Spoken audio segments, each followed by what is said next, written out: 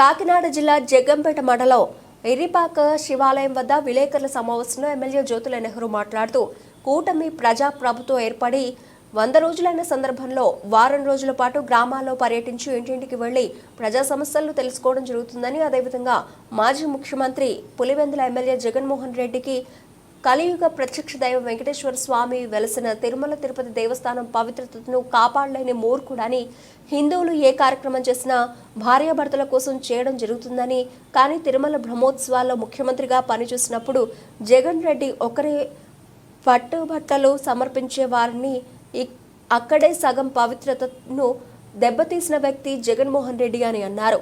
ఈ కార్యక్రమంలో ఎరిపాక గ్రామ టీడీపీ అధ్యక్షులు జ్యోతుల నాగబాబు, కొత్తూరు గ్రామ టీడీపీ అధ్యక్షులు చింతల కన్నారావు, పోసి బాబు తదితరులు పాల్గొన్నారు.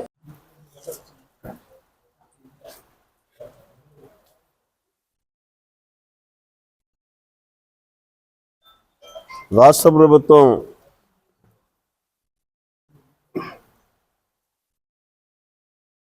ప్రమాణ స్వీకారం చేసి ప్రభుత్వం ఏర్పడ్డ తర్వాత 100 రోజులు పూర్తయినటువంటి సందర్భంలో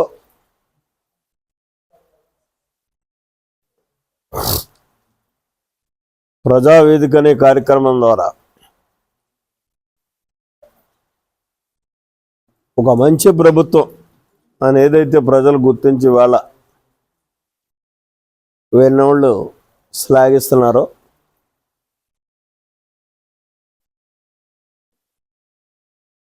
ఆ లేబుల్తో ఇవాళ ప్రజావేదికలు నిర్వహించడం జరుగుతుంది.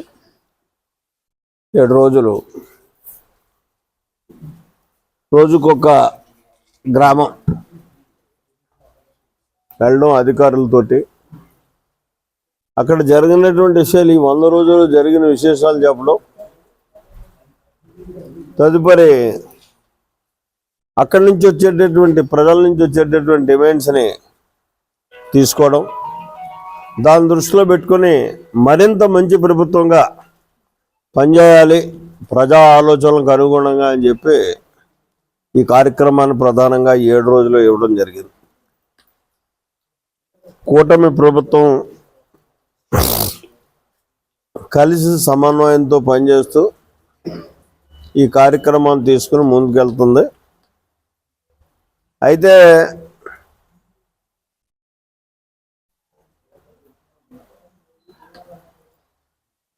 ఈరోజు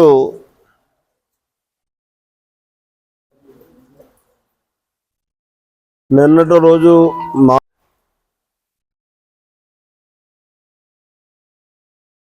అంటే నా భార్య క్రైస్తవ అనవచ్చు, మరి ఇతనేంటి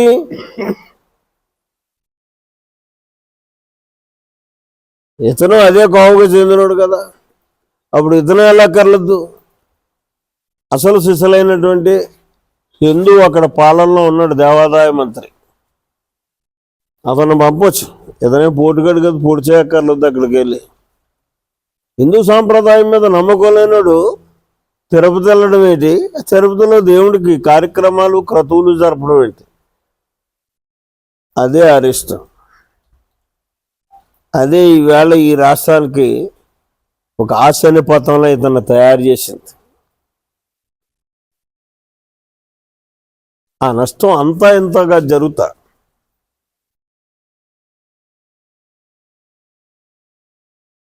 ఇవాళ కలియుగ వెంకటేశ్వర స్వామి మనసా వాచా నమ్మేవాడు ఈ రాష్ట్రానికి అధిపతి అయ్యాడు కాబట్టి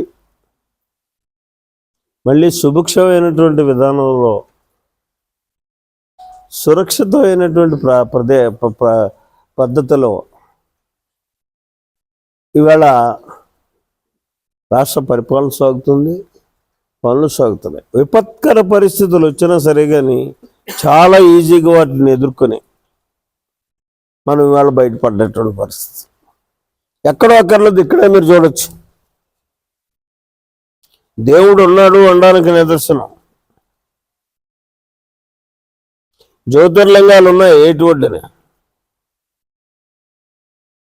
నిలువెత్తు నీరు పారేసింది. ఎక్కడ ఆ జ్యోతిర్లింగం అన్నది చెక్కు చెదరలేదు. కింద చూస్తే దానికి ఒక అరగజం దూరంలో 12 అడుగులు లోతు కొట్టేసింది భూమి. 12 జ్యోతిర్లింగాలు మాత్రం చెక్కు చెదరకుండా ఉన్నాయి. భగవంతుడు ఉన్నాడు అనడానికి అదే నిదర్శనం.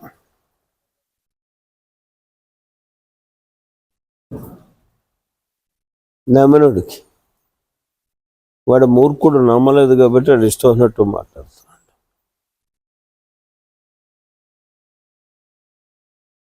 నేను ఒకటే అడుగుతాను, భూమన కరుణాకర్ రెడ్డి ఎలా వేసావు నువ్వు?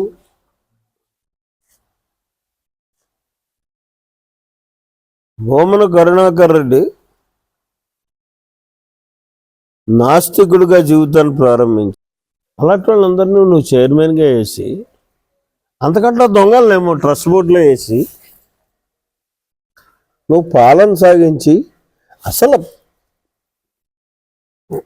తిరుమల తిరుపతి దేవస్థానం యొక్క ప్రశస్తాన్నే మంట కలిపినటువంటి నువ్వు చంద్రబాబు నాయుడు మీద విమర్శించడానికి ఆథరైజ్డ్ అండ్ అథారిటీగా చెప్పి అభియోగం చేసినటువంటి చంద్రబాబు మీద ఇవాళ కోర్టుకు వెళ్తారట. ఏంటో నాకు అర్థం కాదు. ఇది దేనికి వెళ్ళాలి కోర్టుకు? నువ్వు తప్పు చేయకపోతే ప్రమాణకం చేస్తానంటున్నావు కదా, చేయవచ్చు వెంకటేశ్వర స్వామి దగ్గర. కోర్టు ఏం చెప్తుంది? కోర్టుకు వెళ్ళారు ఆల్రెడీ దీని మీద.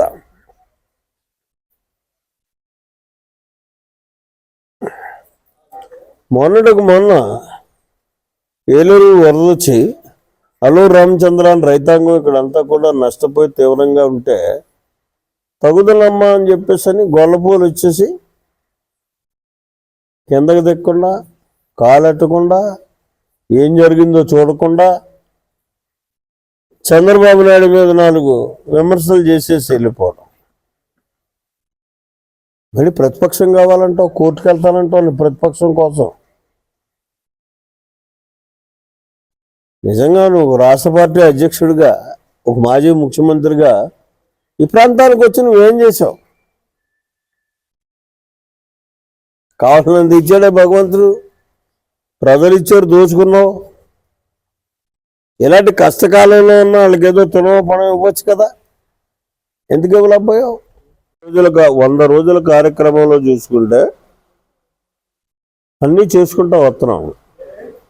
నీకు 15 రోజులు, నీకు 15,000, నీకు 15,000 ఖచ్చితంగా ఇస్తాం. ఇవ్వకపోవడంలో ఏమీ లేదు. దాన్ని ఒక ప్రోగ్రాం నిన్న దీపావళికి 3 సిలిండర్లు ఇస్తానని అనౌన్స్ చేశాడు.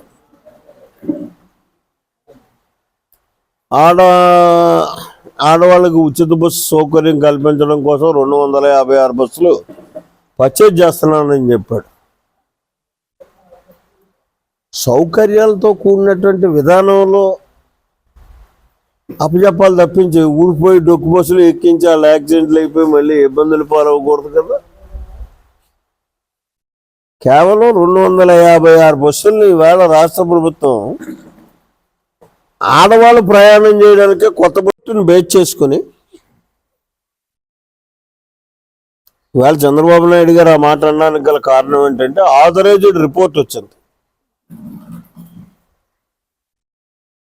ల్యాబొరేటరీస్ నుంచి. ఆ రిపోర్టుని బేస్ చేసుకుని ఇంత అపవిత్రం చేసేది వీళ్ళని చెప్పి చెప్పాల్సి వచ్చిందే తప్పించి ఇదేదో రాజకీయం చేయడం కోసం చేయాల్సిన పని లేదు. ఇంకెప్పుడు రాజకీయం ఎట్టు నమ్మకం? 164 మంది ఎమ్మెల్యేలు, కూటమి ఎమ్మెల్యేలు ఉండే ఉన్నటువంటి అక్కడ పరువు ఉన్నటువంటి అంతో ఎంతో పరువు ఉన్నటువంటి నాయకులు బాలినటువంటి వాళ్ళు ఎంతో పారిపోయి బయటకు వచ్చేస్తుంటే అక్కడ ఉండలేక ఇవాళ రాజకీయం చేయాలి.